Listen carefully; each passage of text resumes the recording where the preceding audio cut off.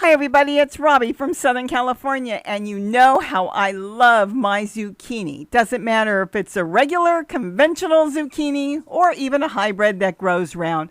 Gary loves his zucchini, I love my zucchini, and I have all kinds of ways of making it. Here I'm going to show you what I did with some zucchini I picked from our garden and turned it into a wonderful chicken enchilada. You can alter it and you can change it and you can make it vegan if you want and change it to the way you like and put in what you like. But I hope I've given you some ideas here. Oh my.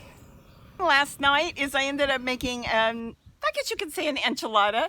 And it's so simple. And real quick, as you saw you'll see it. When I cut the zucchini, you don't have to use the whole zucchini. You just cut it and sit it upside down on a plate and it will sit there for a week or so. And then when you go to use it again, just slice off the end, the very end, and then continue using it. Just where it sat on the plate is where I slice it off. But he wanted an enchilada type thing.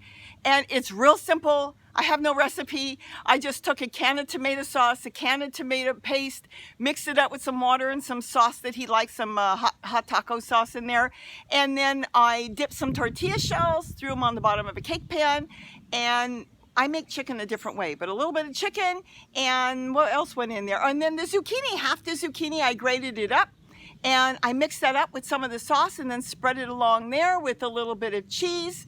And then I dipped the tortillas again, covered it, and put more cheese on top. It was very simple. It was just chicken and zucchini, and it was baked in the oven, 350 for about 20, 30 minutes. I don't even know when I felt like taking it out. As far as the chicken, we have our own method of the way we do it. We go get the white meat chicken breast, the boneless one that's on sale, and we take it out of the package, put it in a big pot. We bring it we fill it with water and we bring it to a boil and then we boil it for 10 minutes. After 10 minutes, we put the lid on and we let it sit for another 20, not cooking. After that, we drain the water out. We do not use the water from the boneless chicken breast.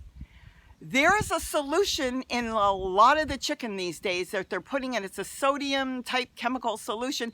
So it holds water. It makes the chicken heavier. So when they weigh it, it's to preserve it, and it also makes it heavier. We don't want to get into that.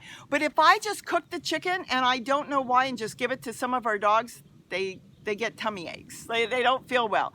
But when we cook it this way and we boil it, and then, like I said, 10 minutes hard boiling, doesn't have to be too hard, but let it boil. 20 minutes in the pot with the lid on, just let it sit, and then drain it. Then you take the chicken, put it in a container, put it in the refrigerator. Sometimes I freeze some of it, and it doesn't bother the dog. So whatever they're putting in it, whatever solution they're putting in it, for whatever reason, it bothers the Yorkies that we have. But as far as cooking it without doing it, I can't give it to them, and I don't know why. But that's what it works for us, and then I've got it all week. And like I said, I can freeze some of it and pull it out as I need it. Just our way of doing things. So with that, have a great day, and don't forget to eat what you grow. Bye-bye, everybody!